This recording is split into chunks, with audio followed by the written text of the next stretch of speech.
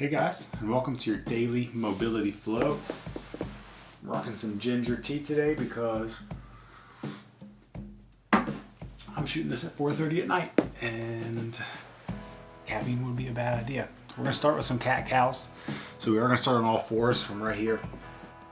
And then we're just gonna flex and extend your back. So we're gonna arch, look up, and then tuck the chin. Drive the back and flexion. And we're just going to work back and forth between these two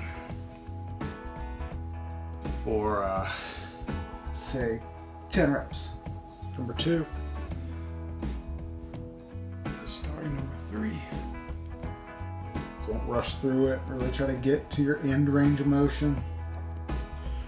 As much flexion and extension as you can get on each rep.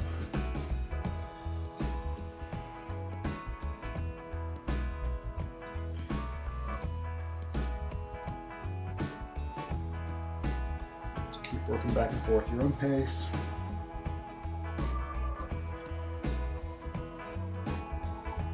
Flex and extend. A couple more reps.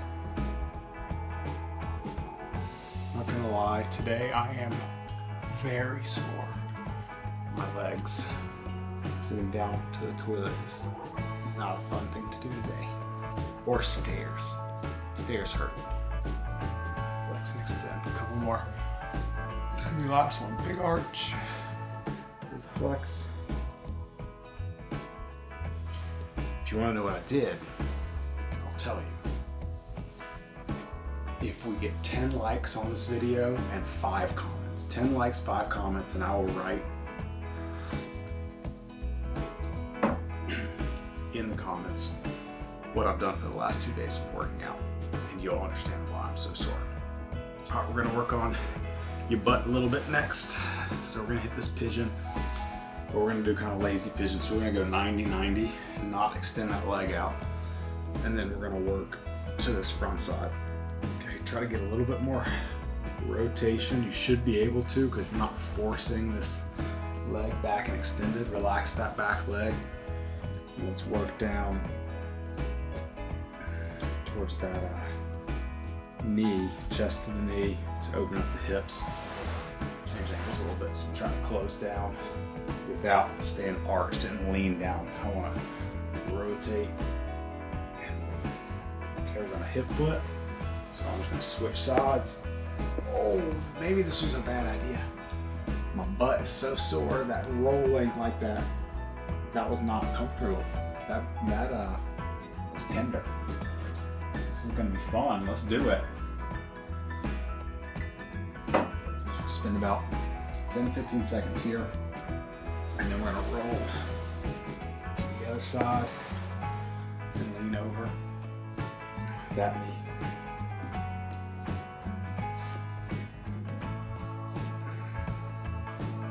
Let's get back. Hip flip. It's the left one. Left one's worse than the right one.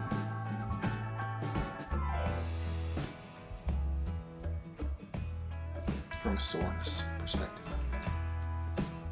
All right, flip back. That's 2 per side. We're gonna do 4 per side. Move forward, chest down. This might not look like much of a mobility flow today. It might be more like a mobility trudge, at least for me, because of soreness. But I'm sure you guys know exactly what I'm talking about. Switch sides. We're gonna do 1 more rep per side after this. You guys know what it's like to be sore, I'm sure. And that means I need this all the more. All right, back to the front, first side. For me, that's my right. We're gonna hit 1 more per side. And we'll change gears. All right, flip it over. Last one.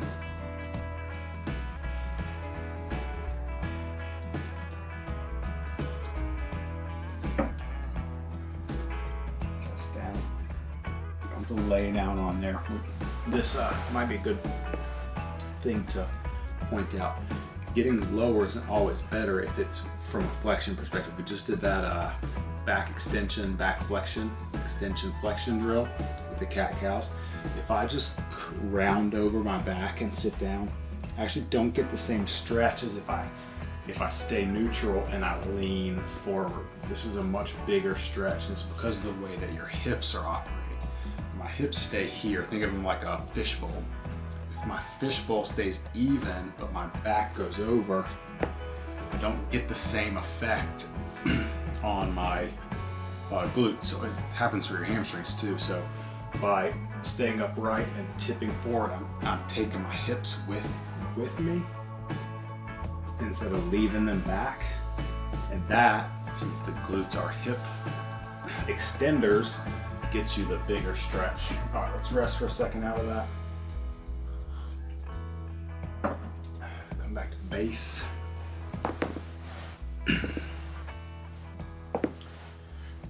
Okay, let's get some upper body a little bit today. This is nothing super fancy, but it's super useful, so let's do it. We're gonna start here. You do not have to sit in a base position the whole time. That's okay.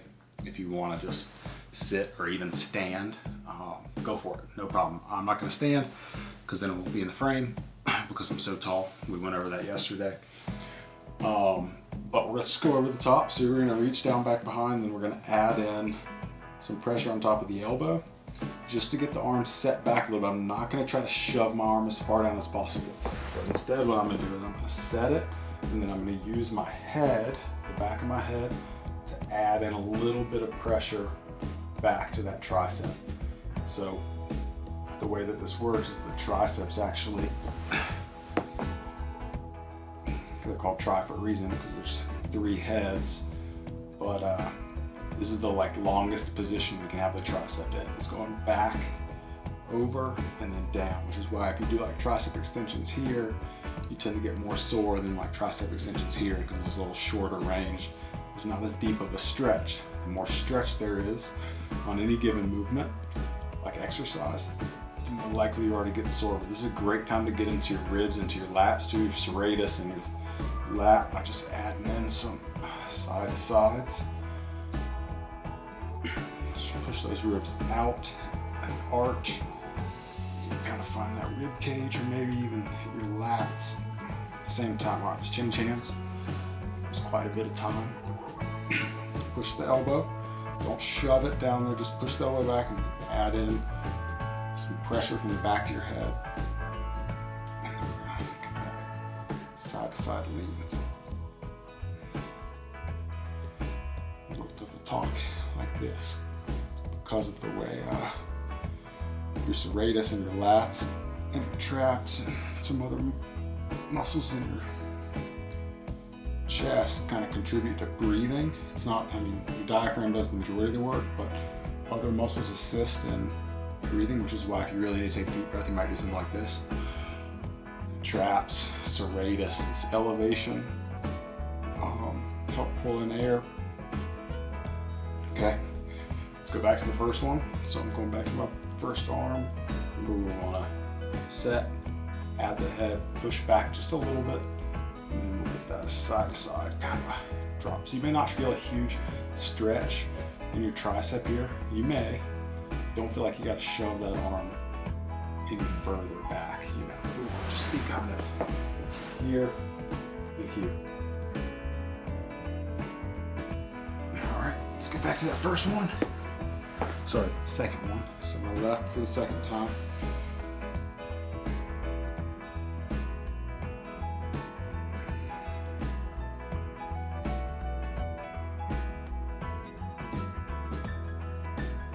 I was running today and I thought maybe I should start planning stories, and then we could change the name to Story Time and Stretching with Seth. Story Time, Stretching, and Seth. 3 S's. All right, rest for a second. I'm gonna chill out in this base position for a second, and we're gonna go across the body. So I'm gonna drive this hook just behind the elbow, not in the forearm, but hook just behind the elbow if you can. We'll pull that across the body. So I'm pulling across.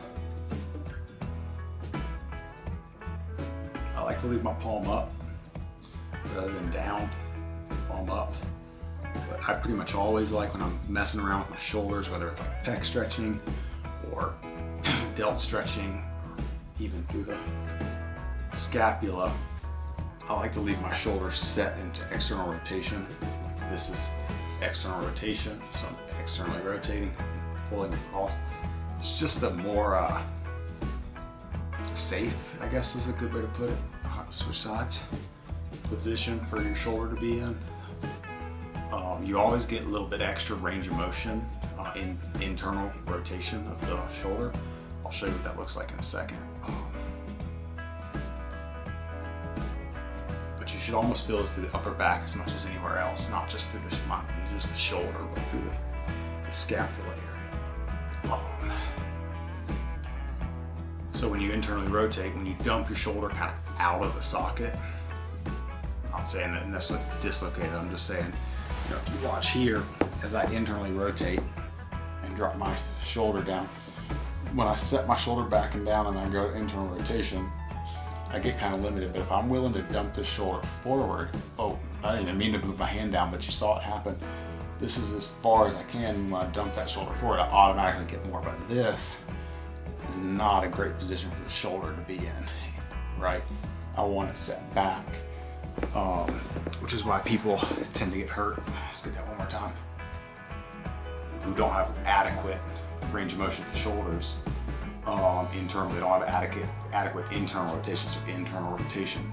But I need to be able to internally rotate without dumping my shoulders forward, out of position, and they go to learn like a bar muscle up or something where you come up over the bar and dip out, but they can't stay tight in the back, and that dumps forward, puts extra stress on the pec, puts extra stress on the bicep, switch sides, and that can be really problematic. I've seen people tear pecs, tear biceps, mostly because of a lack of internal rotation. So maybe we'll work on that a little bit more this week. The internal rotation. Let's just do some easy swings back and forth. This always feels really nice for me. Just a relaxed shoulder, kind of tucking them back behind, alternating which hand goes on top. So left on top, right on top, left on top, right on top. I don't know, this is just one of those movements that just kind of feels right to me. Let's get up and down too. I always like to drop my chin when my hands are up. Don't know why. Literally couldn't tell you, can't give you an anatomical lesson on why I do it. It just seems to help me. There is some weightlifting like parameters around some stuff like that. Go ahead and rest. Like in Chinese weightlifting, to get a better overhead position, you drop the chin forward, lets the traps get more involved and the hands get more elevated. But I started dropping my chin long before I knew anything about Chinese weightlifting. But it's neither here nor there. Anyways, thanks for being here. Appreciate you guys. Hope you've enjoyed your May the 4th be with you, and I hope you've enjoyed your Cinco de Mayo. And tomorrow is, for me, tomorrow is my anniversary. If you're probably watching this on my anniversary or maybe the day afterwards, but it's pretty rad 3 days in a row. So thanks for being here. Appreciate you guys. I will see you tomorrow.